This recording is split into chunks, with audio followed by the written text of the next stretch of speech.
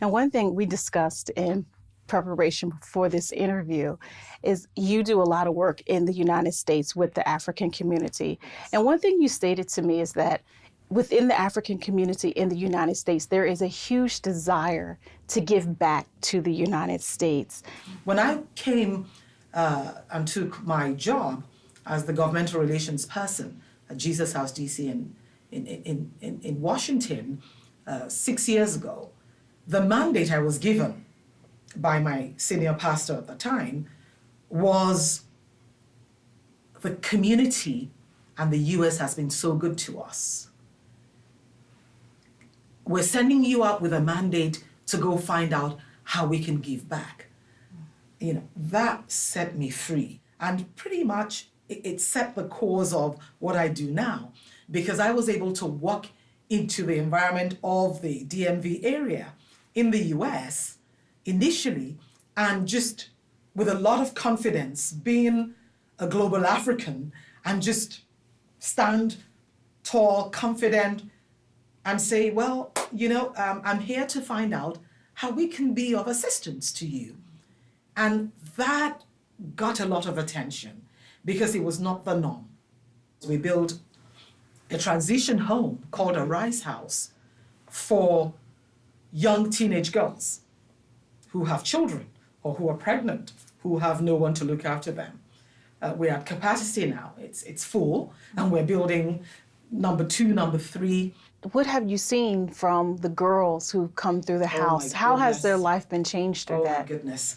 You know, there's a way church insulates us from reality. You know, I just have to say that. When we started a Rise House, I wept for about a year of the program because I saw so many challenges to the girls that I had not been aware of, because girls come broken, battered, without an identity, and sometimes we're the final hope for them. But it's so excellent to be able to, apart from the preaching of the gospel, give practical hope. And we have one of the girls who came is a young lady from Cameroon who had a child. She was battered by her husband, by her spouse, when we took her in. Today she's a CNA. She's now able to look after her son and herself. In Africa, you have the family structure. You have a solid nucleus. In the United States, you may have financial wealth, but you have a breakdown of the family. It's seen all over the place, especially within the Black community. How can, I guess you want to say, like a role reversal, where we get what we need from you and you get what we need from us, and that way both halves, you know, can become whole? Usually Africa doesn't say we have resources for you in terms of people, intellect, the family unit, the fear of God, you know, the good upbringing of our children, and all the positive things that's inherent in the African community. If we begin to respect the traditions of those communities, then we can benefit from it.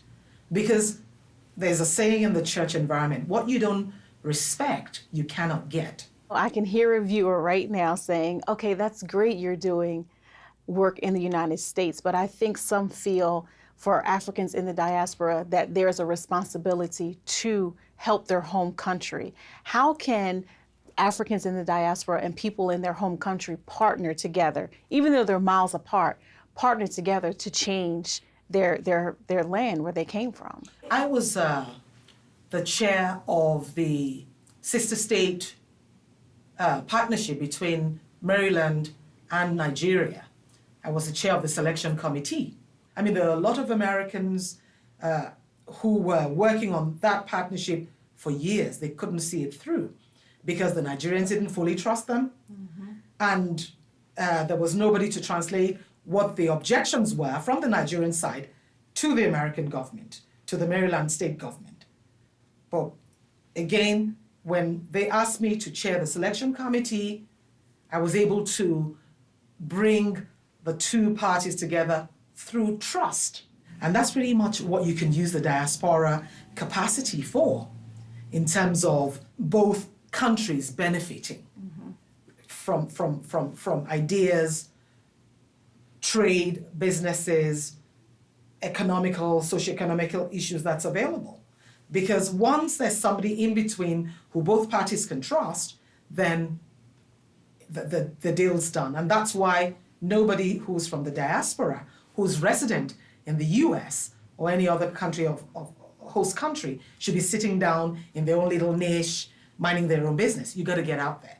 Because when you look at the African community, there is no representation at all. None. Most of the places I go, usually I'm alone. But, you know, the Bible says that one with God is a majority. Yes. So I know that the host of heaven is backing me up. And I go there boldly to speak concerning these issues.